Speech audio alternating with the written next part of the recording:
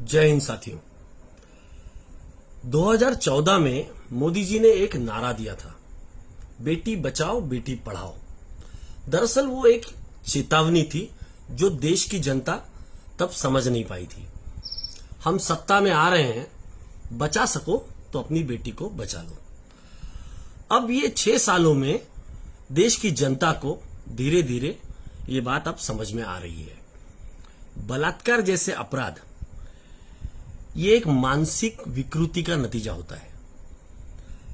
औरत को एक उपभोग की वस्तु या कमोडिटी समझने वाली इस घिनौनी मानसिकता का ये नतीजा है और इसे जल्द से जल्द हमें बदलना पड़ेगा। परंतु ये भाजपा की सरकार ठीक इसका विपरीत कर रही है। वो इस सोच को बढ़ावा दे रही है। एक तरीके से बलात्कार की पीड़िता के साथ, उसके परिवार के साथ खड़े रहने के बजाय अपराधी, बलात्कार के अपराधियों का साथ दे रही है। उन्हें बचाने का पूरा पूरा प्रयास कर रही है। अपराधियों के साथ खड़ी रहती हुई आपको बार बार ये नजर आती है। आप अभी हाथरस का ही मामला ले लीजिए।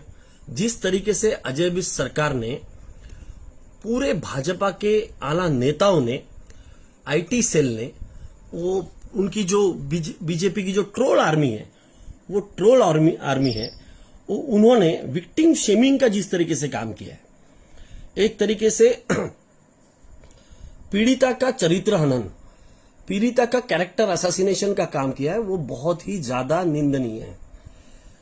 हमारे प्रधानमंत्री अब मोर के साथ में रोमांस करते हुए इतने ज्यादा बिजी है कि उनको इस जघन्य घटना के ऊपर 2 शब्द कहने का भी उनके पास में समय नहीं है। वरना वो कौन सा क्रिकेटर है, शिखर धवन, उसके उंगली को अंगूठे पे भी चोट आ जाती है तो वो ट्वीट करके दुख जताते हैं। अब प्रशासन ने एक नई थ्योरी लाई है। एक नई थ्योरी के ऊपर बात हो रही है, वो हो रही है ऑनर किलिंग के ऊपर। यानी अब जो पीड़िता है उसके परिवार को ही दोषी ठहराने का काम किया जा रहा है। ये जो मर्डर हुआ है, ये मर्डर पीड़िता के परिवार ने कराया है, ऐसी थ्योरी सामने लाने की कोशिश कर रही है।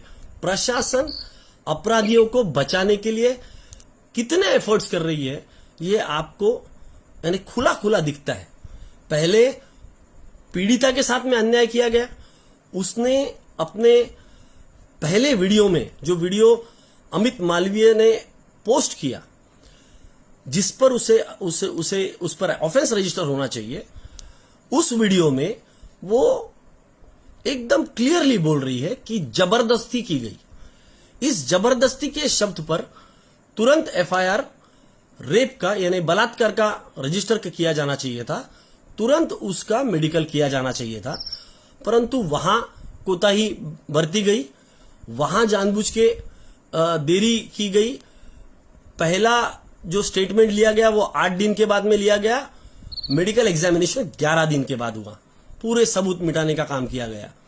उसके बाद उसका जो इलाज होना था वो इलाज ढंग से नहीं हुआ। अगर प्रॉपर इलाज होता उसका, तुरंत उसे दिल्ली भेजा जाता तो वो उसकी जान बच सकती थी। इसी सिलसिले में आगे जाके पीड़िता के परिवार के साथ में अन्याय किया गया।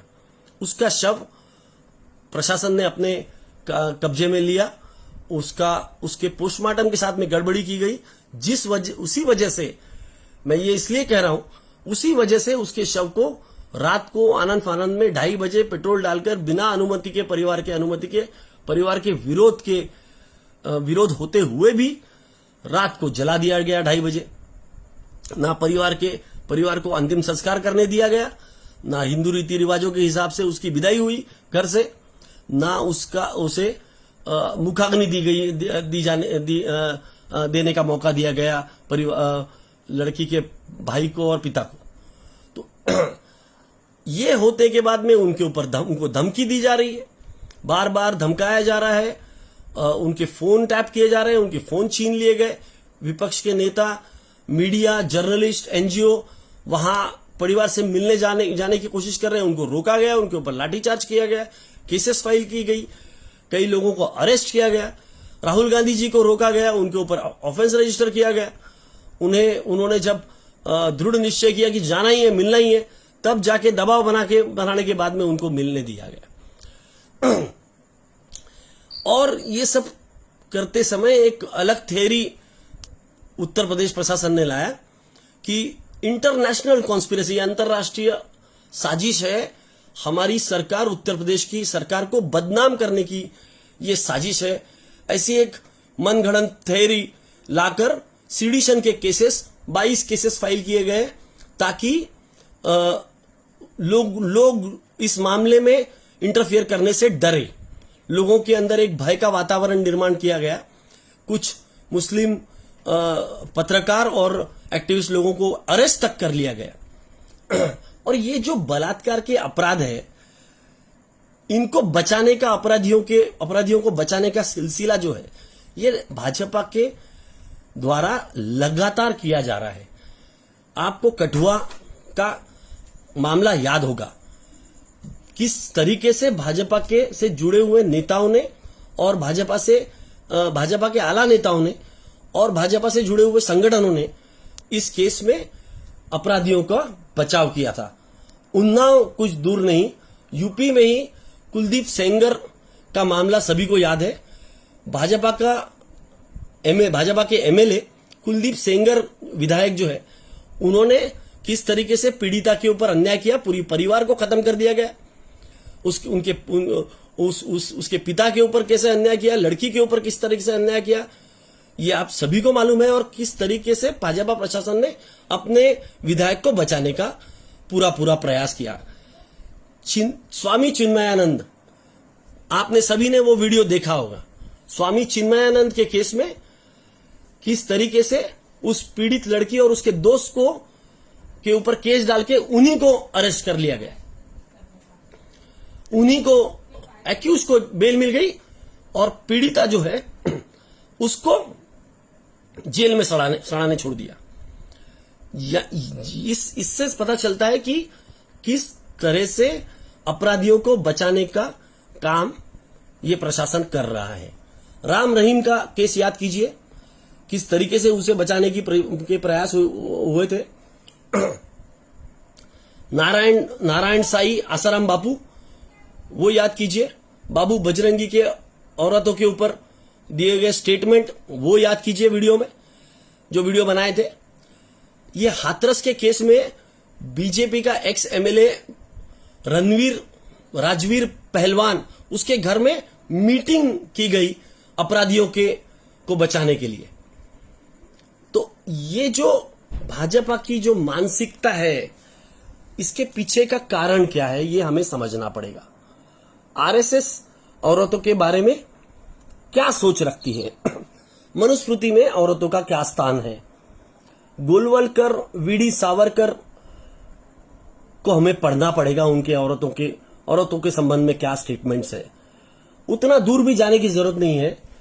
अभी भाजपा के जो सरसंचालक है मोहन भागवत जी, उनका आप कोई वीडियो याद होगा जिसमें उन्होंने पति पत्नी के संबंध जो है उसमें थ्योरी ऑफ कॉन्ट्रैक्ट, जिसे सौदा बताया गया था, वो वीडियो आप सभी को याद होगा।